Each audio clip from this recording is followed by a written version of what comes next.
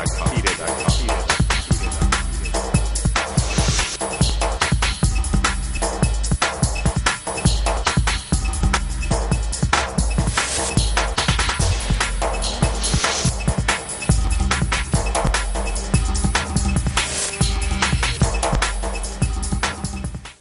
আওয়ামী লীগ করছি, করার পর বিএনপি ক্ষমতায় আসার পর আমরা বাড়িতে চলে গেলাম।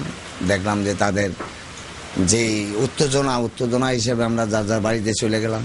এর ভিতরে খবর গেল কি 70-80 জন মানুষ আমার বাড়ির দিকে দায়া দেখলাম 4-5টা ছেলে, মানে প্রত্যেকের হাতে অস্ত্র। এই অবস্থায় দাবা দাব ঘর গেলে কোয়ান শুরু করে দিল। এক সাল আমি বাড়িতে আইছি, আমার ভাইয়েরা আমার ঘরে গিয়া ফলাইতে গেছে, লড়াই আইছে, সন্ত্রাসেরা লড়াই আইছে মতনে আমার ভাইয়াগো আমি টানের লেগে বাড়িছি। বারণ মাত্রই আমার হকিস দেয়া এই মাথাটা ভাঙিয়ে লাইছে।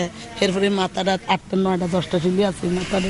আমরা ঘরে উঠে গেল, কয়েকজন একটা খুব মারলো, আমার একটা দরজাটা ভাঙিয়া গিয়া গাড্ডা বাড়াই পড়তো। তো আল্লাহ সাবিক কাছের দিকেই আমি ফাত করে ধরে লাইছি রান্দাটা। এরপরে সবগুলি হুবাহু উঠে এলো অস্ত্র দিলে। অস্ত্রের কাছে তো আর আমরা কিছু না, হুবাহু যাইতা দল বাপুদের দনজন ঘর গেলে চাই দেখলাম তসনস করে লাইলো। শোকেস আলমারি যা আসছিল ভাঙ্গা চুরা সোনা গোনা যা আছে সব লেগে গেল। টিপি গেলি একবার ছিন্ন বিচ্ছিন্ন করে লাইলো। 4টা-5টা ঘরে দিই, 4টা ঘর আমার, 4টা ঘরের একই অবস্থা। একটা ঘর মানে বাঙ্গারি হিসাবে বুঝতে পারিনি। ঘর দুয়ারে আয়না মায়না ভাঙে লেছে, শোকেসের আলমারি মালমারি আয়না মায়না ভাঙে লেছে। দুয়ারের ভিতরে পিস্তল ঠেকায় গুল্লি করছে, তাড়াতাড়ি দরজা খুল নাইলে এখন তার দরজা খুললে দেওয়ার পরেই আমার ফিডায় মিডায় মাইরা ধরে মাইরা ফালাই দেওয়া গেছে। তার চেয়ারম্যান আমার উদয়া তারপর হাসপাতাল লইয়া গেছে। তখন মাইদুর খায়া হয়তো সরে গেলাম বাপুর। এই যে সরে গেলাম ঢাকা শহর, বাপুর একটা কোনোরকম বাসা বাড়ি নিয়ে রাস্তাঘাটে এই কাটাইলাম প্রায় 2 বছর। বিএনপি পাশ করিয়া এরপরে বাড়ি ঘর মাসের কোবাইতে আছে, ওই দ্বারে আমার মামুকে কোবাইছে। ওই কোবান দেখে আমরা লড়পেড়ে আয় পড়ছি। বেড়ারা তো গেছে একটু চাইতে গেছিলাম, হিয়েন তো নেয় লড়পেড়ে আয় যেমন ঘরে দুয়ার দিছি। দুয়ারটা থাকলে বার করতো না, এই ঘর তো না টাইনা বার করতো। তার দেখি মিলটা কোবাই হালায় গেছি ওই বাইক, তাই মিলটা কোবাইয়া কাটতে কুটতে হালায়। হেসে কই মিলটা কাটিস না, এটা দিয়ে আমরা বাস চাপাটি দা কোবাইয়া কাটছে। 2টা তো অন্তত গড় আছে অর্ধেক কাটা, 6টা 7টা মেশিন, তেলের মেশিন 2টা, চাউলের মেশিন 2টা, এরপরে এই আটার মেশিন একটা, তার গুড়ি ভাঙ্গাইছি সেই মেশিন একটা, চাউল ভাঙ্গাইছি সেই মেশিন একটা। জমা জমি তারা তাদের দখলে নিয়ে লাগাই লাইতে আছে, ফসলাদি করে খাইতে আছে। এর ভিতরে কিছু একটা প্রসেস করলাম, কিছু মানুষ যেমন হাত করলাম, হাত কইরা আইসি জমা জমিনের দিকে একটু লক্ষ্য করবো। আমিনের কাছে গেছি যে আমার জমা জমিন দিয়ে আমরা খেয়াল লাইতে আছে, তাই দেখি আমার আইন মোতাবেক কিছু করতে পারি কিনা। আইসি এই অবস্থায় এইখানেই ঠিক যাইতেছিলাম ওই আমিনের কাছে, হঠাৎ করে 7-8 জনে মানে এই শুরু করলাম রাত্রে অন্ধকারে। কি দিয়া মারছে, কেউ লাডি, কেউ হকি।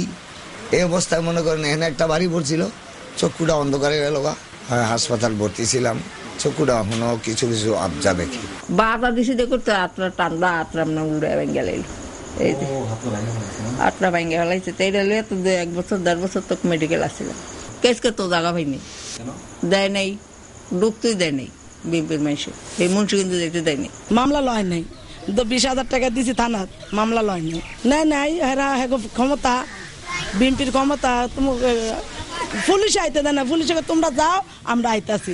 কার পুলিশকে কোনো খবরই নাই, পুলিশের কোনো দাঁড়দারি নেই। হীরা ফোন করি, হীরা আমাকে গালাগালি করে দেয়। একমাত্র মদত দিছে একমাত্র এই দেশের বিরুদ্ধে নিজের টাকা দিয়া, অর্থ দিয়া শহীদ ব্যাপারে বর্তমান বিএনপি সভাপতি। এরা ছাড়া আর কেউ এরকম ইন্ধন দেয় না। তার পোলাপানি গেলে আগে বাড়াইতো। মানে সেই অত্যাচারের বিচার হ্যার লিগে তো আমরা আওয়ামী লীগ হারিয়াই তো করছি। হ্যাঁ যদি সেটার বিচার না করে তো আমরা কিভাবে বাঁচব?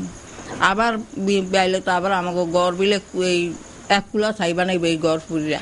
এই এখনো কইতে আছে বিএনপি ক্ষমতা আইলে বড় গড় 1 কুলা ছাই বানামু এরা কয়। এখনো হুমকি দেয় আবার বিএনপি ক্ষমতা এলে এই বাজার নাকি থাকবে না।